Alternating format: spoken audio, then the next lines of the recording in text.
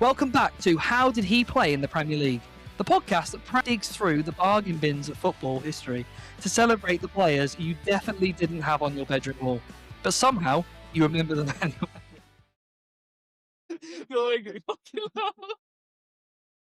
What on your bedroom wall comment? That got me. Just like, what the That really got me. Is that GPT? Did ChatGPT do that? You've not proofread that, have you? That is unbelievable. That's funny. Right. All right. It's done now. It's done. We might as well just carry on. It's done. You can't use this now. I really On didn't your expect bedroom that. wall. The thing is, though, right? You said that, and I pictured my player that I've got for this. I've gone. They might have done, you never know. No, I've thought if I had him on my wall, if I was my mum or dad, I'd have been really concerned. I'm your host, Liam, joined again by Connor and Adam. And after surviving episode 1, we're diving even deeper into the weird and wonderful world of Premier League nearly men. And he played for them.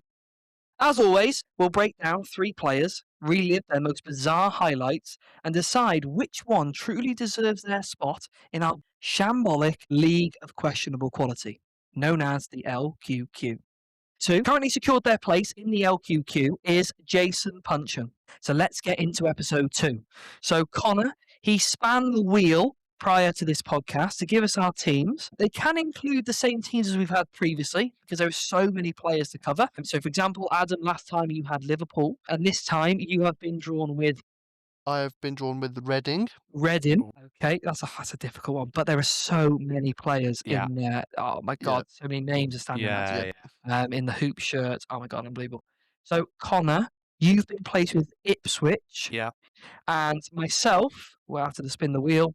Now I have Luton. So we're going to go to Connor first. Connor, can you tell us who your player is? So, the player I've chosen, and as soon as I saw that he played for this team, because I didn't want to go from Ipswich's most recent spell in the Premier League, I wanted to go from an earlier one. And looking through that team, there are some serious names in there.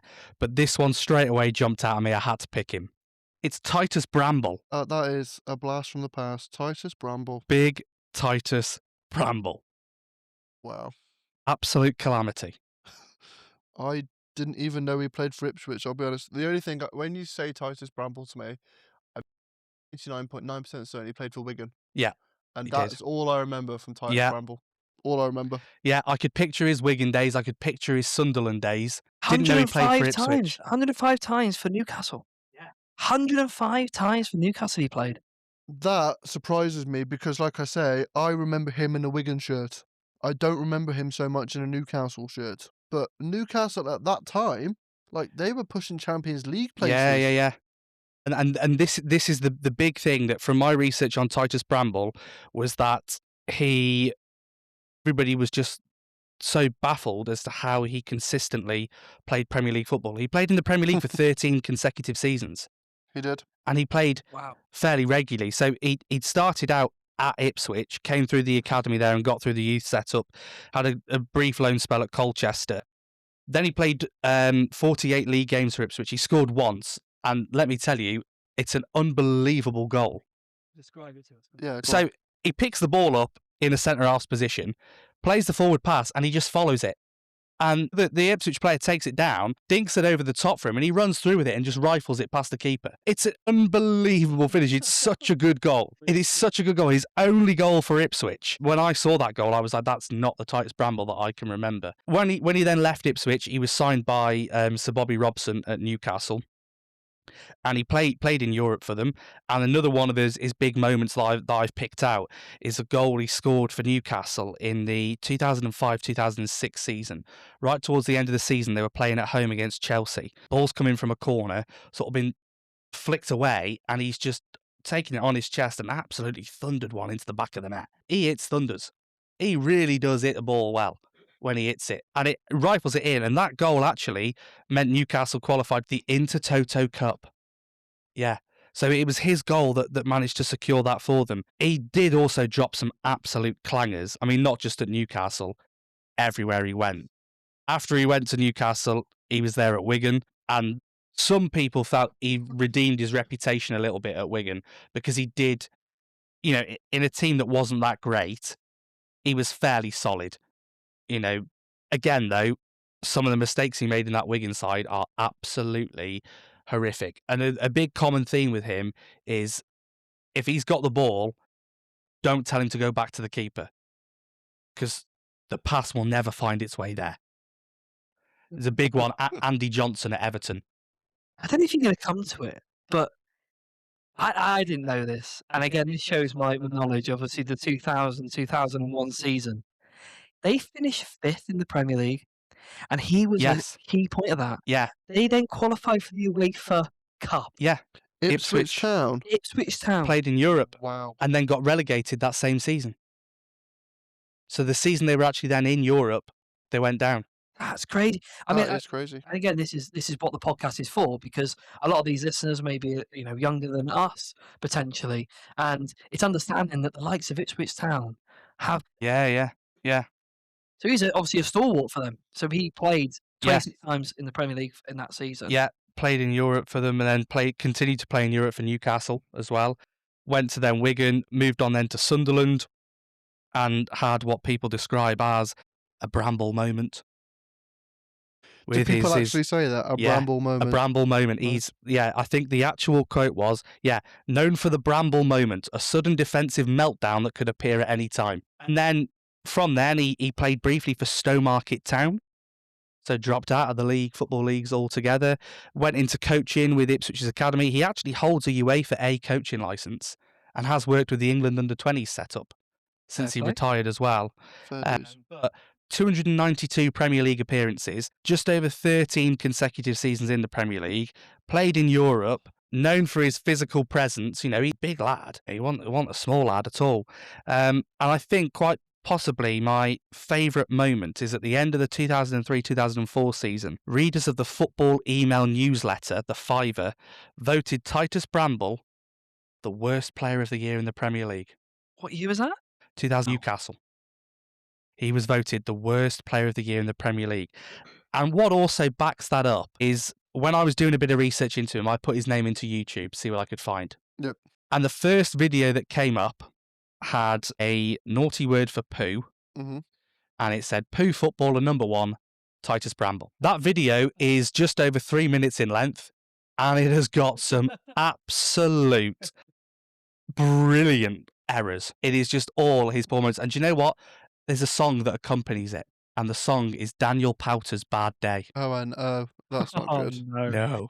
That is not good. Really not good at all. Not So good. Titus Bramble should absolutely be being considered for the LQQ because he is the perfect chaos defender. He is capable of brilliance and disaster in the same minute, never mind the same game. He is so unpredictable, and his unpredictability at the time became part of Premier League folklore. Titus Bramble is the first one that has potentially been nominated to go to the LQQ by Connor. So to add to that then, Adam, who is your pick for the LQQ? So, just to remind everyone that has been listening, my team for this week was Reading. My player that I have chosen, I think, it just epitomises Reading when you think back to 2008, 2009, that sort of area of Premier League. I have chosen one Kevin Doyle. Kevin Doyle. Kevin Doyle. Now, I'll give you a little bit of backstory about Kevin Doyle and why I have chosen him. So, he played for Reading between the years of 2005 and 2009. Played 157 times for Reading. Not all of them in the Premier League, granted. I think they had a season in the Championship before they came up. He scored 55 goals for Reading. Now, obviously, I know there's some Wolves fans out there as well that will be like, oh, Kevin Doyle also played for Wolves. He also did play for Wolves. Again, in the Premier League, he played 164 times for them, for Wolves. To go to Reading. So he signed from Cork City, which, you're thinking about it, obviously Connors is a big Shrewsbury Town fan, and obviously the players that they signed from the League of Ireland I actually have a figure here. Kevin Doyle signed for Reading for £78,000 from Cork City. Wow. And you think about, you go back to Kevin Doyle, everyone knows who Kevin Doyle is. He scored some big goals for Reading. He was a very, very capable striker in the early 2000s for Reading in the Premier League. They signed him for £78,000. You don't sign players for £78,000 these days. You just don't. No. The majority of them, especially Premier League players, are on that week. and Yeah. they signed him for 78,000. It's like similar to Seamus Coleman, isn't it? Everton signed Yeah. him for literally a few £1,000s. Now, I do actually have some pretty interesting details about Kevin Doyle. So obviously we talked about his goals, and when you think about Kevin Doyle, you think of him, the red in shirt, the blue and the white, and playing with Steve Sidwell, playing with Dave Kitson, Leroy Lita, them sort of Wow. players and stuff like that. Some absolute ballers back in the day. Now, I didn't know this until I did my research on Kevin Doyle. Did you know that he was in 2007? He was nominated for the PFA Young Player of the Year, and do you know who he beat him to that award? No clue. One Cesc Fabregas. Wow. He was Cesc nominated. is too good to make it on this pod. I'm He afraid. is. Oh, yeah. At yeah, this yeah, stage, yeah. We It's early can't. doors. We can't pick Cesc for a future episode, but I think just the fact that he was nominated for the same awards that a player like Cesc Fabregas Yeah. won says a lot about his time in, let's be realistic, a somewhat struggling Reading side. I'm pretty certain they got relegated. I think they only were up for a year. I think they went straight back down, if I'm not mistaken. But for him to be nominated for that award, PFA Young Player of the Year, I think speaks volumes as to why I think he should be in the LQQ.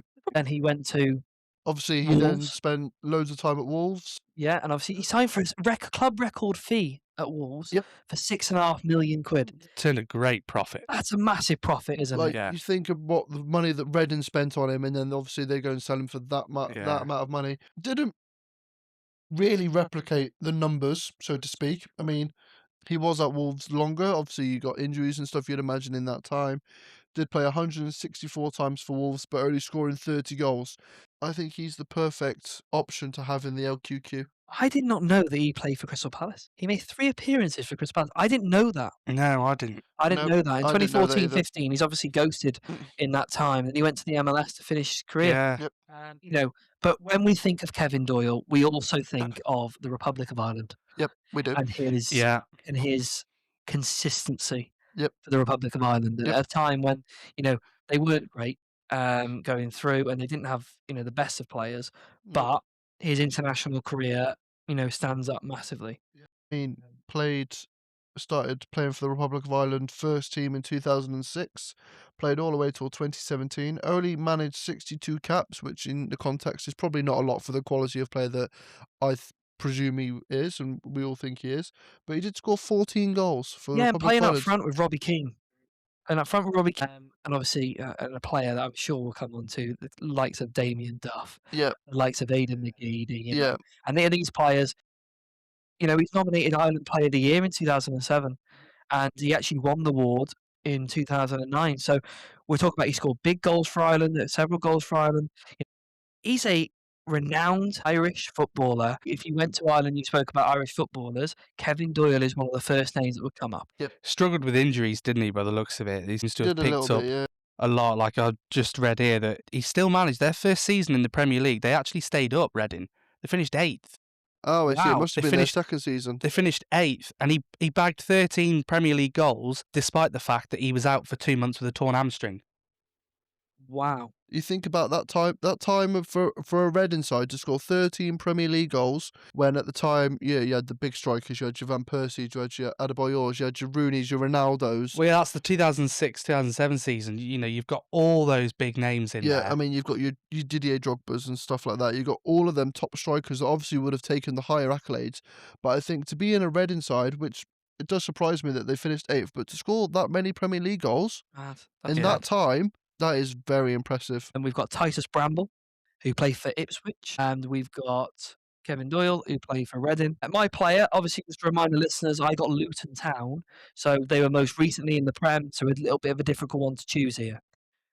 So with that being said, it was their first season in the Premier League since the 1980s, and they got immediately relegated, obviously, in the Yeah. 23-24 season. But I'm talking about a journeyman. I'm talking about one player who marked history, and the player that I've chosen today is Pelly, Ruddock, Mpanzu. So just to give you some context on young Pelly, he started his career at West Ham Youth Setup. He was actually given his debut by a very famous manager, Sam Allardyce, in the Wow. League Cup, and he was actually then loaned to the Conference Prem side, Luton, in 2013. So Luton were in the Conference Prem when he was loaned to them. And he started actually as a centre-back. before he then moved into centre midfield. So his first games, he started. He scored his first goal in a 7-0 win, which is then when he went into centre midfield. He made for Luton 363 appearances in 12 years at the club. Now, obviously, we're saying how did they play Premier League? It's not just how they did play Premier League. It's how did they get to the Premier League, Yeah. and what did they do afterwards? And this guy, in 12 years at the club, making 363 appearances, he actually then became the first Premier League footballer to go from non-league all the way to the Prem with the same club. Didn't leave them once, with the same club, going from the Conference Prem all the way through non-league into the Premier League with the same team.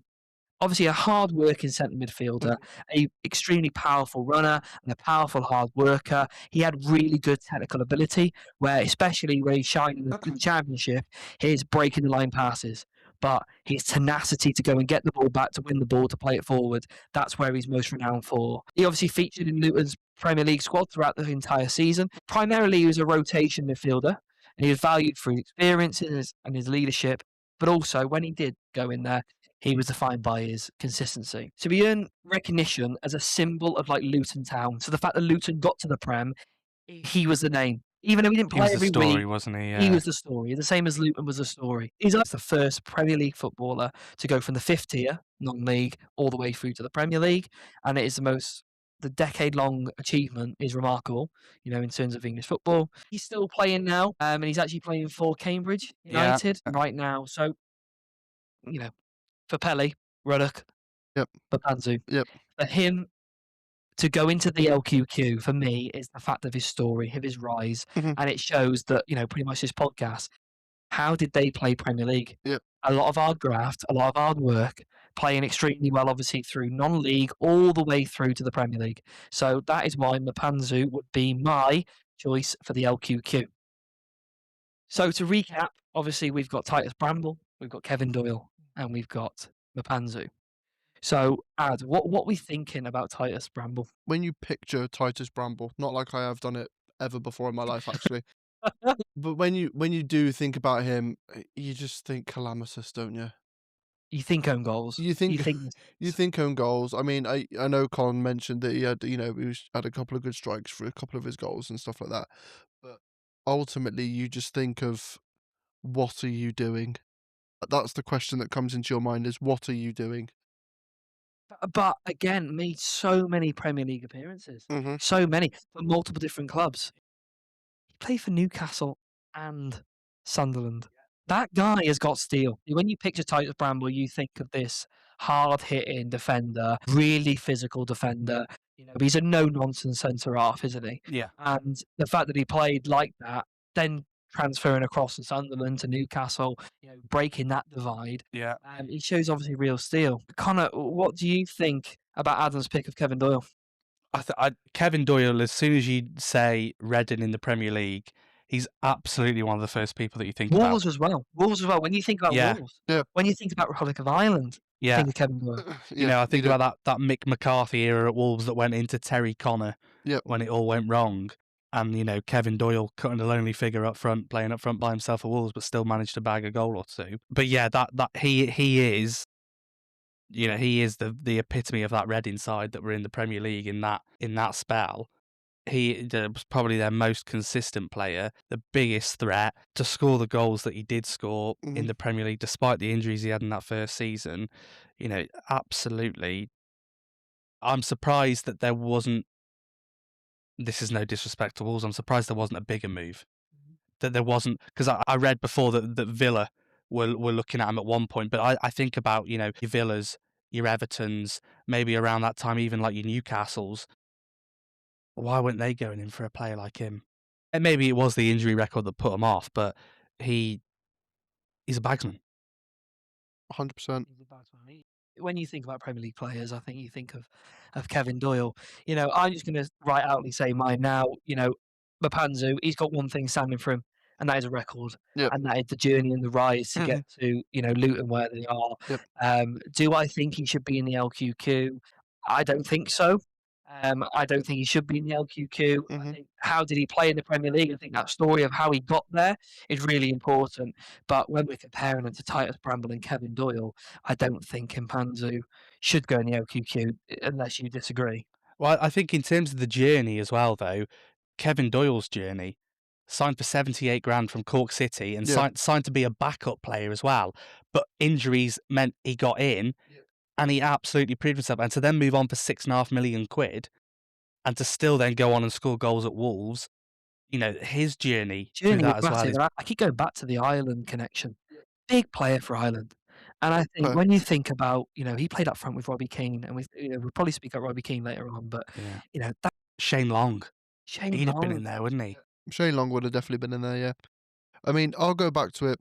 I mean, obviously, I'm going to fight Kevin Doyle's corner because he was my player that I picked this week. But it's just the fact that, obviously, I know he didn't win the award, but to be nominated for PFA Young Player of the Year when a player like Cesc Fabregas Yeah. won it in a Reading side, which, they were okay, they were decent, they were never going to be Champions League level, never going to be challenging for the Premier League. I think for him alone to be nominated for the award is massive. And my pick, I think, should be Kevin Doyle to go into the LQQ. Well, I've just looked at what Cesc Fabregas' season was like that year to sort of compare it. He played every single game for Arsenal, so he had 38 appearances, got 2 goals, but he got 13 assists, which was the second highest in the league. So for you to be coming second to that, Yep. you're going to have to be pretty good to be up there and nominated for that anyway, if that 100%. is in there. But he got 13 assists and Kevin Doyle bagged 13 goals. Exactly. That's huge. If you think, obviously, Cesc played for Arsenal in a very good Arsenal side, and you go Kevin Doyle played for Reading, Finished 8th in that season. finished 8th in that season. Here you go. Signed for 78 grand. I think for me, I'm gonna vote in for Kevin Doyle. Connor, I'm what you say? absolutely 100% behind Kevin Doyle. Kevin Doyle? Adam, Kevin I'm Doyle? obviously going to vote Kevin Doyle, yes. So, Kevin Doyle, you have made it into the LQQ. You have joined Jason Puncher in the LQQ. Right, so thank you for listening. Connor, you are now going to spin the wheel. Yep. So we know who we've got ready for next week. So we can start prepping our notes for which player we're going to choose. So you're now going to spin for Adam. And just a reminder, Adam, you've already had Liverpool and Reading, but it actually doesn't matter because you could get one of those teams again. And just to remind the listeners, this can be any team from 2000s onwards. So, Connor, spin the wheel for Adam, please. Okay, Adam has spun in Wolverhampton Wanderers. So we've got another Wolverhampton Wanderers.